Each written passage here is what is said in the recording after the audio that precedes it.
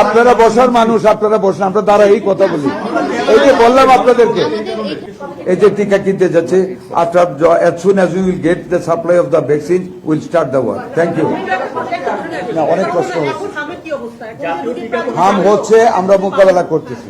হাম হচ্ছে, আমরা মোকাবেলা করতেছি। ইনশাআল্লাহ দোয়া করবেন, আমরা সাকসেসফুলি এগিয়ে যাচ্ছি। আরো 20টা ভেন্টিলেটরের ব্যবস্থা করা হচ্ছে। আমরা অ্যাটাচমেন্টের নার্স দিচ্ছি, ডক্টর দিচ্ছি, সবকিছু করা হচ্ছে। Thank you. অনেক অনেক অনেক বলছি। এটা ডেট বলা যায় না কবে, ভেরি শুন।